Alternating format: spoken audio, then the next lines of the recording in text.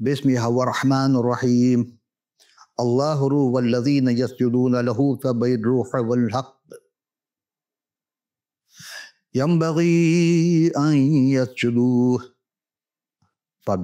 في بداية كان لكلمة كان عند الله وكان لكلمة الله وهو عذرا تحد وتلذ الأبناء يدعون اسمه عمانويل الله معنا صدق اللہ العالمین. عزیزان گرامی، آج ہم حقیق عرفان خدا شناسی کے عنوان میں آج کو جو عنوان ہے خدا جنس کے اعتبار سے مرد ہے یا عورت، یا مرد یا زن یا کوئی اور، ہم نے 3 آیت آپ کی خدمت پیش کی. اب آپ سوچ رہے ہوں کہ یہ آیت قرآن کی ہے، یہ کہاں کی ہے، کیونکہ تینوں عربی زبانیں پیش کی تھی. پہلے جو ہم نے پیش کیا وہ یوحنا رسول کے معرفت لکھی گئی انجیل جلیل، اس کے 4 باب کی 24ویں آیت میں اللہ روح یعنی خدا روح ہے، والذین یسجدون لہ فبالروح والحق، اور ضرور ہے کہ اس کے پرستار روح اور حق یعنی سچائی سے اس کی پرستش کریں، اس کی عبادت کریں. ینبغی ان یسجدوا، اور یہ حقیقت ہے کہ خدا ایک روح ہے، اور اس بات کے تو اشارہ کرتی ہے کہ خدا جو ہے وہ جسمانی نہیں ہے، یعنی بدنی خدا نہیں ہے بلکہ وہ روح میں ہے. دوسری آیت ہم نے پیش کی تھی یوحنا رسول کے معرفت لکھی گئی انجیل الجلیل، اس کے پہلے باب کی پہلی 3 آیت ہیں. فی بدائی کان لکلمتہ، ابتدا میں کلام تھا، کان عند اللہ، یہ کلام خدا کے ساتھ تھا، وکان کلمت اللہ، اور یہ کلمہ جو ہے یہ کلمت اللہ خدا کا ہی تھا، یعنی وہ خدا ہی تھا. یہ پہلا قانون، خدا باپ نے کبھی بھی انسانی بدن اختیار نہیں کیا، یعنی خدا تعالیٰ نے انسانی بدن اختیار نہیں کیا، نہ روح نے انسانی بدن اختیار، روح القدس نے. اور جس نے تیسری آیت ہم نے پیش کی تھی متی رسول کے معرفت لکھے انجیل جلیل پہلے باب کے 33ویں آیت میں ہے، اور یہ حوالے جو ہے اگر آپ دیکھیں گے تو 800 سال قبل مسیح حضرت یسوع اسلام کا صحیفہ 7ویں باب کی 14ویں آیت میں ہے. وَهُوَ عَذْرَاءُ الْكَحَبْلِ وَتَلِذُ الْأَبْنَاءُ يَدْعُونَهُ اسْمَهُ یمانویل، یعنی خدا نے کس کو کہا کہ خدا یہ کہنا چاہتا ہے کہ دیکھو ایک کنواری حاملہ ہوگی اور اس کا لڑکا ہوگا، اس کا نام ایمانویل رکھے گی. الذی تفسرہ، یعنی اس کے تفسیر اس کے معنی ہے اللہ معنا، ایمانویل کے معنی ہے خدا ہمارے ساتھ ہے. اب خدا انسان تو ہے نہیں کہ وہ جھوٹ بولے، یا وہ آدم زاد ہے نہیں کہ اپنے ارادے سے بدل جائے، یا موقع محل کے مناسبت سے وہ کبھی جھوٹ بولے کبھی سچ بولے، ایسا نہیں کر سکتا. خدا جو فرما دیا اسے پورا کرنا یہ خدا ہی کرتا ہے. انسان اگر پورا نہ کر سکے کہتے جھوٹا، لیکن خدا کبھی اپنے ارادے سے پلٹتا نہیں ہے. وہ جو بات ارادہ کرتا ہے، وہ جو کام کرتا ہے سالڈ کرتا ہے اور اپنے ارادے میں پکا ہے. اب آئیے یہاں سے ہم اپنے گفتگو کا آغاز کرتے ہیں کہ خدا روح ہے کا مطلب یہ کہ خدا جو ہے وہ غیر مرئی ہے، ہر چیز کا خالق مالک ہے. جو مالک ہوگا وہ باپ بھی ہو سکتا ہے اور باپ ہوتا ہے. وہ کسی کو نظر نہیں آتا. کچھ سے پہلے باپ کے 15ویں آیت میں خدا نظر نہ آنے والی ذات ہے. اسی طرح خدا کی تعریف اب ازلی بادشاہ کے ہے، وہ غیر فانی ہے، نادیدنی ہے، واحد خدا کی عزت اور تنویر آباد ہوتی رہے. اگر ہم فلسفہ کی روح سے غور کریں تو خدا کو ابدی ہونے کے لیے خدا کا روح کا ہونا ضروری ہے. اور مزید برآں اگر خدا جسمانی صورت میں محدود ہوتا تو اس صورت میں وہ ضرور حاضر و ناظر نہیں ہو سکتا تھا. خدا باپ تخلیق کردہ اشیاء کے محدود قیود اور حدود اور قیود سے بالکل مختلف ہے، آ ہی نہیں سکتا. یہ قوت ہے جو ہر جگہ ہے اور ہر چیز پر ظاہر کر سکتا اپنی قدرت کاملہ کو.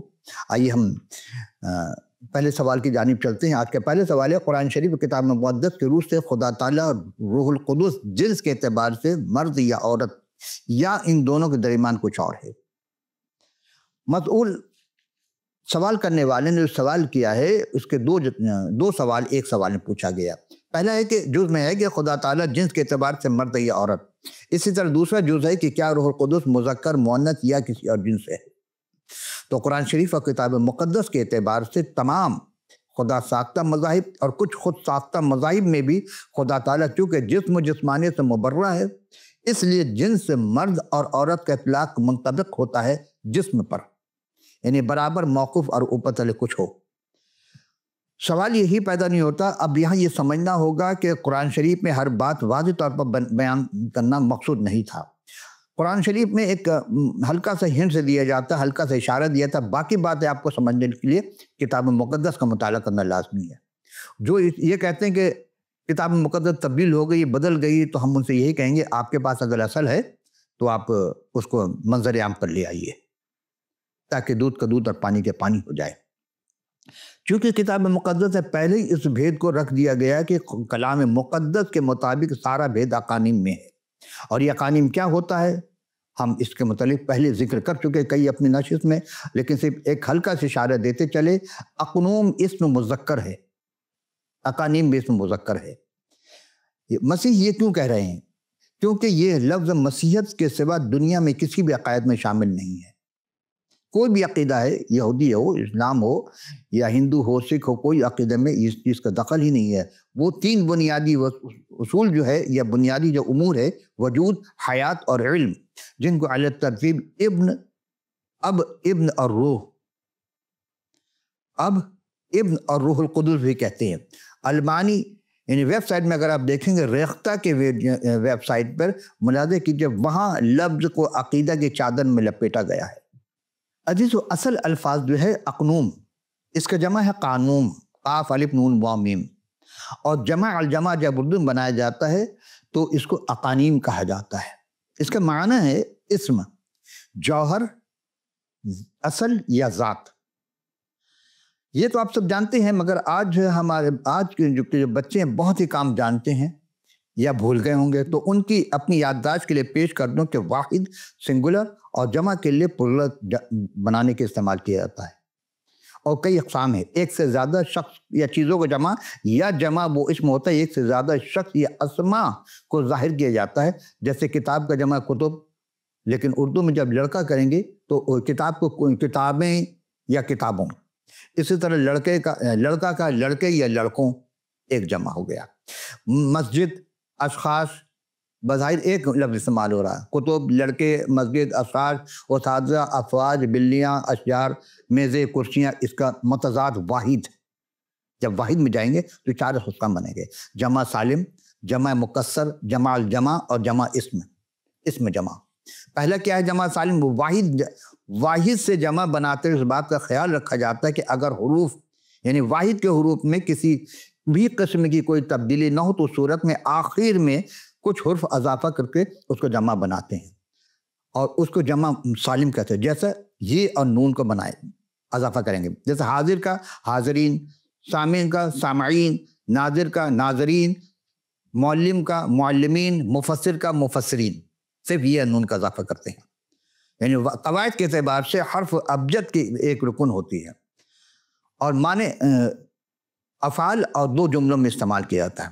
پھر ہم دیکھتے ہیں جمع مکسر، کسر سے اس جمع کو کہتے ہیں جس میں واحد سے جمع بناتے وقت اس اسم کے حروف میں یا صورت میں ترتیب بدل دی جائے یا واحد کے کچھ حروف حذف کر لے جائے، مثلا علم سے علوم، شیطان سے شیاطین، شعر سے اشعار، کتاب سے کتب اور سطر سے سطور وغیرہ۔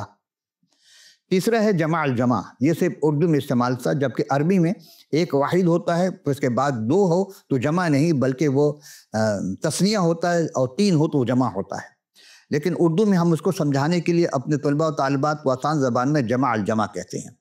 عربی زبان کے بعض الفاظ واحد ہوتے ہیں، حرف جمع حرکت سے لفظ بنتا ہے، اور لفظ کو لفظ سے جب ملائیں تو الفاظ بنے گا، الفاظ کو الفاظ سے ملائیں گے تو پھر وہ کلمہ یا جملہ بنے گا، اور جملہ کو جملہ سے ملائیں گے تو جملے، اور جملے کو جملے سے ملائیں گے تو وہ پیراگراف بنے گا، اور پیراگراف کو پیراگراف سے ملائیں گے تو مضمون بنے گا، مضمون کو مضمون سے جمع کرتے چلے جائیں گے تو مضامین ہوگا، اور مضامین کو مضامین سے جب جمع کریں گے تو کتاب بنے گا، اور کتاب کو کتاب سے جمع کریں گے تو کتب بنے گا، اور کتب کو کتب سے بہت زیادہ کتب رکھیں گے تو کتب ہو گئے، اور پھر جب کتب ایک گھر میں بند کر دیا جائے بہت سارے تو کتب خانہ کہلاتا ہے، اور کتب خانے کو جب بہت زیادہ کتب خانے تو کتب خانہ ہی ہوتا ہے، لیکن وہ تمام کتب کو جب ایک جگہ جمع کریں گے تو کلام مقدس کہلاتا ہے۔ अजीज़ो, इल्म लिसानियत का मफ़हूम को निकाला जाता है जिसमें बकसरत उर्दू ज़बान मुस्तमिल होती है। कोई लफ्ज़ मुँह से खारिज हो, बाआवाज़ माने उसके दिमाग में आते हैं और उससे फिर जमा लिया जाता है। चंद चीज़ हम देखते हैं कि वो अल्फाज जिनमें जमा बनाकर दोबारा जमा बनाई जाते हैं, और जमा ऐसी सूरत में होता है कि उसको हम आसान ज़बान में आपकी खिदमत पेश कर रहे हैं। अजीज़ो, मसलन जमा की ऐसी सूरत जमा जमा कहा जाता है रस्म से, जैसे रसूम और रसूमात, जौहर से जवाहिर जवाहरात, ख़बर से अखबार या अखबारात, लक़ब अलक़ाब या अलक़ाबात, जौहर जवाहिर जवाहरात, अजीब अजायब अजायबात, और आरिज़ अवारिज़ अवारिजात। इसी तरह रस्म रसूम रसूमात बहुत सारे हैं, रकम रकूम रकूमात, रुकन इरकान और अराकीन। इसी तरह दवा अदुया अदुयात।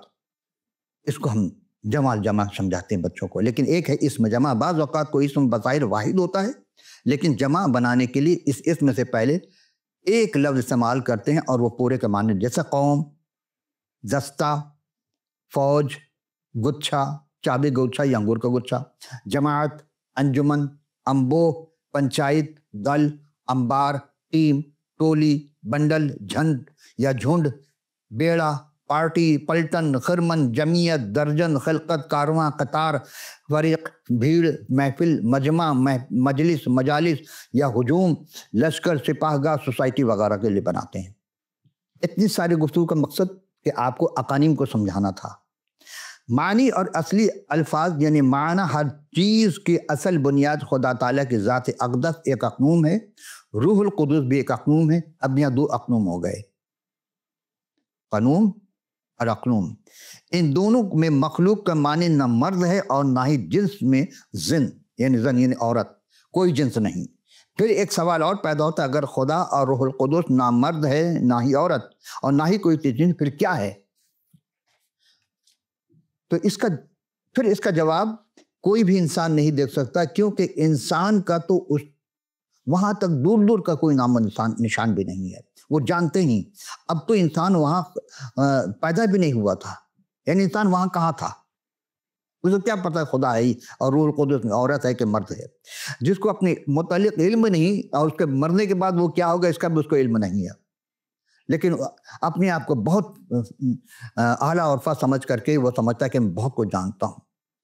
तो जिसको अपने मुतलिम नहीं, तो भला खुदा और रूहुल कुदस के मुतल्लिक़ क्या बताएगा? आइए फिर उससे पूछते जो इंसान के बनाने के वक्त वहाँ मौजूद था। खलकत हुई जिसके बदौलत, बल्कि इससे पहले भी मौजूद था। ये एक और अक़नूम है। इसी के मुतल्लिक़ कुरान शरीफ की ज़बान में 12 मुख्तलिफ़ अल्फाज से मुतारिफ़ करवाया गया, लेकिन सब तो नहीं जानते, सिर्फ उलमा, मुफस्सरीन और मुतरजमीन या मुबल्लिगीन बखूबी जानते। हम 10 सिफ़ात उसके पेश करेंगे यहाँ पर बहुत तेज़ी से। पहला है मसीह, उस शख्सियत का लक़ब मसीह है। आप चूँकि मस करके बीमारों को शफा देते थे, इसीलिए मसीह कहलाए। दूसरा लक़ब है कलमतुल्लाह। आपके जिस्म शरीफ की पैदाइश कलमा कुन से हुई, यानी माँ बाप के नुत्फ़े से नहीं हुई, बाप के नुत्फ़े से नहीं हुई, कोई मर्द का दखल नहीं है वहाँ पर, तो इसीलिए आपको कलमतुल्लाह कहा जाता है। और ये बात हमने तफ़सीरुल जनान में पहली जिल्द सफ़ा नंबर 476 से ली है। तीसरा है निसा। निसा इन्नमल मसीह ईसा इब्न मरियम रसूलुल्लाह व कलमतुहु क़ामहा इला मरियम रूह मिन्नहु, यानी बेशक सूरह निसा है। सूरह निसा के 171 नंबर आयत में है इन्नमल मसीह ईसा इब्न मरियम रसूलुल्लाह, तो रसूलुल्लाह भी है इसमें। बेशक मसीह मरियम के बेटा ईसा सिर्फ अल्लाह का रसूल और एक कलमा है। देखिए कलमा को जाहिर किया गया, वह कलमतहु, उसका कलमा अक़ाहा, जो उसने मरियम का भेजा और उसकी तरफ एक खास रूह है। यानी चौथी बात है बगैर बाप के पैदा होना, पांचवी बात है झूले में कलाम करना, छठी बात है मिट्टी से परिंदे को फूंक मार कर जिंदा हकीकी परिंदा बना देना, सातवीं बात है पैदाइशी मादजात अंधों को बीनाई अता करना, नूर बख्शना, और आठवीं बात है कौड़ियों को शिफा देना, और नवीं बात है मुर्दों को जिंदा करना, और 10वीं बात है सूरह आल इमरान की वजह फिर दुनिया वल आखिरत मिनल मुक़र्रबीन, यानी दुनिया और आखिरत में कुर्ब वाला होगा, कोई और कुर्ब वाला नहीं हो सकता सिवाय उस कलमतुल्लाह रूहुल्लाह के। 11वीं बात है कुर्ब क़यामत, आसमान से हज़रत ईसा का नुज़ूल होना या हज़रत मसीह का नुज़ूल होना। यहाँ तक कुरान शरीफ की बातें थी। अब एक हदीस क़ुदसी जो फ़तल बारी के हदीस नंबर 6502 में है, वली से मुतल्लिक़ अल्लाह ताला का फरमान کیا یہ ممکن ہے کہ مندرجہ ذیل حدیث کی جو شرح ہم دیں گے آپ کو، جس نے سے میرے ولی کو تکلیف دی اس نے میرا اس کے خلاف اعلان جنگ ہے، اور میرا بندہ کسی چیز کے ساتھ میرا تقرب حاصل کرنے کی کوشش کرتا ہے تو وہ مجھے اس سے زیادہ پسند ہے۔ عزیزو، جب بندہ نوافل کے ذریعہ اس کا قرب حاصل کر لیتا ہے، محبت کرنے لگتا ہے، اور اس محبت کرنے کی وجہ سے اس کا کان، خدا کہتا ہے مجھ سے کان بن جاتا، اس کے ہاتھ بن جاتا ہوں، اس کو گویا کہ وہ کان سے نہیں سنتا بلکہ میری طاقت سے سنتا ہے۔ وہ نہیں بولتا بلکہ میں اس کے اندر سے اس کے زبان ہو کر بولتا ہوں۔ وہ نہیں چھوتا بلکہ میں چھوتا ہوں، اس کا ہاتھ بن جاتا ہوں۔ وہ نہیں چلتا بلکہ میں اس کا پیر چل جاتا ہوں۔ یعنی ایک انسان جب خدا میں محبت میں اس کے نوافل کے ذریعہ، دوسرے اعمال کے ذریعہ وہاں تک پہنچتا ہے تو خدا کہتا ہے میں اس کا بن جاتا ہوں۔ اور اس حدیث کو امام بخاری، امام احمد حنبل اور باقی علیہ رحمہ نے اس کو بیان کیا ہے۔ تو آئیے ہم دیکھتے ہیں، شاید اسی بھید سے غوث قطب ابدال کا تذکرہ کیا جاتا ہے، اور اسی بھید میں رہنے دیا۔ تو ہم دیکھتے ہیں، آئیے اسی سوال کر کے خدا اور روح، مرد یا عورت، کچھ اور ہے، اس سے پوچھتے ہیں جس نے تقریباً 2000 سال قبل قیامت تک آنے والے انسانوں کو چیلنج کیا کہ کوئی ہے جو اس پر گناہ ثابت کرے؟ نہ اس پر، نہ اس کے ماں پر کوئی گناہ ثابت نہیں کر سکتا۔ اور یہ قرآن کا اعلان بھی ہے، یعنی ازل سے، یعنی ابتدا میں بھی تھا، اس کا ہونا لازمی ہے۔ کتاب مقدس میں سے کلام یا کلمہ کہتے ہیں، اور اسی کلمہ یا کلام سے اس کا تعارف کروایا گیا۔ یہ اقانیم میں دوسرے اقنوم میں کلمت اللہ سے پوچھتے ہیں، کیونکہ نہ خدا اور نہ ہی روح القدس، یہ نہ مرد ہے نہ عورت، لیکن استعمال مرد میں کیا گیا ہے۔ وہ ہم آگے چل کے پیش کرتے ہیں۔ تو آئیے دوسرا اقنوم، یعنی بلکہ تیسرا، کیونکہ یہی ابتدا میں کلام تھا، یعنی کلمہ ازلی میں خدا کے ساتھ تھا، اور یعنی اس کا اپنا کوئی آغاز نہیں۔ لیکن خدا مقدس تعلیم دیتی ہے کہ خدا تو ایک ہے، لیکن ذات خدا میں 3 اقنوم ہیں، باپ اور بیٹا اور روح القدس، یہ تینوں اقنیم میں خدا ہیں۔ اس آیات میں ذات الہی کے 2 اقنوم ہیں، یعنی خدا باپ اور خدا بیٹا کا ذکر ہوا ہے۔ انجیل دلیل میں بہت سے مقامات پر صاف صاف ظاہر ہوا کہ یسوع مسیح خدا ہے۔ یہ پہلا موقع ہے، صرف اتنا کہنا کافی نہیں کہ ایک خدا ہے، وہ خدا کے مانند ہے یا الہی صفات کا مالک ہے۔ کتاب مقدس سکھاتی ہے وہ خدا ہے۔ جس طرح ہم نے کہا تھا کہ ایک پیر اپنے مرشد کے ذریعہ، مرشد کو جب مرید بنا دیتا ہے، ایک پیر جب مرشد جو ہوتا ہے اپنے مرید کو تو اس کو جب ذکر اسباق وغیرہ بدایت تک، نہایت تک پہنچا دیتا ہے، تو پھر وہ بقا باللہ کے منزل پہنچ جاتا ہے۔ تو ایک عام شخص ہو سکتا ہے، اور جو گناہ گار ہے، لیکن مسیح کوئی گناہ نہیں کیا، تو اس نے اکلوتے بیٹے کے اصطلاح میں یوحنا 3 باب میں یوں استعمال کیا، کیونکہ خدا نے دنیا سے ایسی محبت کی کہ اس نے اپنا اکلوتے بیٹا بخشے، تاکہ جو کوئی ایمان لائے ہلاک نہ ہو بلکہ ہمیشہ کی زندگی پائے۔ یہاں ہم دیکھتے ہیں عزیزو، مونوگینس، اکلوتے بیٹے کی اصطلاح دراصل یونانی متن کے اندر لفظ ہے مونوگینس۔ اس کا انگریزی میں ترجمہ جو کیا گیا ہے، بہت دفعہ ترجمہ اکلوتا کیا گیا ہے، یعنی واحد، اور اکلوتا بیٹا یعنی اکلوتی اولاد کہا گیا۔ لیکن اب جب غور کریں گے، انگریزی کے مختلف تراجم میں اصطلاح میں اکلوتا بیٹا، اونلی بی گاٹن کا یہاں جو استعمال کیا گیا، اس کی وجہ سے اکثر کئی لوگوں کی طرف سے مسائل پیدا کیے گئے ہیں۔ جب بہت سارے جھوٹے استاد اکثر اس اصطلاح پر پل پڑتے ہیں اور جھوٹی تعلیم کا پرچار کرنے کی کوشش کرتے ہیں۔ یہ اس چیز کو یاد رکھیے گا کہ کچھ لوگ کہے کہ یسوع جو ہے وہ خدا نہیں ہے، کچھ کا نظریہ ہے کہ حضرت مسیح پیدا ہی نہیں ہوئے، پیدا ہوں گے۔ کچھ کا نظریہ ہے کہ مثال کے طور پر اپنے جوہر کے لحاظ سے خدا باپ کے برابر نہیں ہے، اور یوں وہ پاک تثلیث کا دوسرا اقنوم بھی نہیں ہے۔ وہ لفظ ہے بیگوٹن۔ بیگوٹن بمعنی واحد یا اکلوتی اولاد کو دیکھتے ہیں اور کہتے ہیں، کیونکہ مسیح کو یہاں پر اولاد کہا گیا ہے، اس لیے وہ ایک مخلوق ہے اور ابدی ذات نہیں ہے۔ یہاں پر جس بات کو دھیان دینے کا خیال ہے، جو اکثر ہمارے مسلم بھائی بھی، بلکہ علماء اور مفسرین بھی اس بات کو بھول جاتے ہیں، کہ وہ یہ ہے کہ لفظ گوٹن دراصل ایک یونانی لفظ ہے جس کا انگریزی میں ترجمہ کیا گیا ہے۔ بس اس حوالے سے ہمیں یونانی اصل لفظ کا مطلب دیکھنے کی ضرورت ہے، کیونکہ انگریزی زبان کے اندر اس لفظ کے ترجمہ ضعیف کے معنی میں آتا ہے۔ تو یونانی لفظ ہے مونوگینس۔ کیا معنی اس کا؟ 2 بنیادی مطلب ہے۔ ایک، سب سے پہلے اس کا معنی ہے کہ کسی مخصوص رشتے یا تعلق سے اپنی قسم کا واحد اکیلا ہونا۔ اور اس کو بہتر طور پر سمجھنے کے لیے عبرانیہ 11 باب کی 7ویں آیت کو دیکھا جا سکتا جہاں پر اسحاق کو ابراہیم کے اکلوتے بیٹے کے طور پر بتایا گیا ہے، اس کا اکلوتا بیٹا ہے، کیونکہ وہ سارا سے پیدا ہوا تھا اور اسی کے لیے تھا، لیکن شک کی بنا پر سارا نے کہا کہ اب تو ہمارے کوئی اولاد نہیں ہوگی، تو اسے شک کی بنا پر اپنی کنیز یعنی حاجرہ کو حضرت ابراہیم السلام کے حوالے کر دیا کہ تو اپنی بیوی بنا۔ لیکن جب خدا نے اس سارا کو بیٹا عطا کیا تو اسحاق اس کا وہ واحد اور اکلوتا بیٹا تھا جو اس کی اپنی بیوی سارا سے پیدا ہوا ہے، اور واحد بیٹا جو وعدے کا فرزند تھا، اس لیے اس سیاق و سباق میں اسحاق کے لیے مونوگینیز کی اصطلاح استعمال ان کی انفرادیت کی وجہ سے کیا گیا ہے۔ پھر غور کیجئے، اس اصطلاح کی دوسری تعریف یہ کہ اپنی نوعیت کا واحد اور انفرادیت کا میں واحد اکلوتا یا اکیلا ہونا ہوتا ہے۔ یہ وہ معنی جس کا اطلاق یوحنا 3 باب کی 16ویں آیت جو ہم آپ کی خدمت میں پیش کر چکے، اور مزید آپ دیکھنا چاہیں تو کتاب مقدس یوحنا پہلے باب کی 14ویں آیت 18 آیت اور 3 باب کی 18 آیت اور پہلا یوحنا 9 باب کی 4 آیت میں ہے۔ تو مونوگینس جیسی یونانی اصطلاح میں جو استعمال کیا گیا تھا مسیح کی انفرادیت، وہ الہی فطرت رکھنے والا خدا کے بیٹا ہے، نہ کہ لے پالک بیٹا اور بیٹوں جیسا بیٹا ہے، لے پالک تو نہیں ہے۔ تو اسی لیے مسیح ہی واحد خدا کا اکلوتا بیٹا ہے مونوگینس کے لحاظ سے۔ آخری بات یہ کہ خدا باپ اور یسوع مسیح کے لیے استعمال ہونے والی باپ اور بیٹے کی اصطلاح دراصل انسانی زبان میں ایک تعلق کو بنانے کے لیے پیش کیا جاتا، عام زبان میں سمجھانے کے لیے، تاکہ آسانی سے لوگ سمجھ سکیں، تاکہ جو لوگ پاک یعنی تثلیث کے اندر دو اقنوم کے درمیان پائے جانے والے فرق کو بطور سمجھ نہیں پاتے ان کے سمجھنے میں آسانی ہو جائے۔ اگر آپ انسانی نقطہ نظر سے باپ اور بیٹے کے درمیان پائے جانے تعلق کو سمجھ سکتے ہیں تو پھر کسی طرح بھی کسی حد بھی پاک تثلیث یعنی تثلیث فی توحید کے اندر اور دوسرا اقنوم میں پائے جانے والے تعلق کو بھی بآسانی سمجھ سکتے ہیں۔ آپ صاحب اولاد ہیں، آپ سمجھ سکتے ہیں، لیکن اگر آپ کا بیٹا کو کوئی دعویٰ کرے کہ میرا بیٹا، تو آپ کو ویسے 1-2 دفعہ تو آپ کو مذاق میں ٹال دیں گے، لیکن تیسری دفعہ آپ ڈانٹ دیں گے نہیں یہ تمہارا نہیں میرا بیٹا ہے۔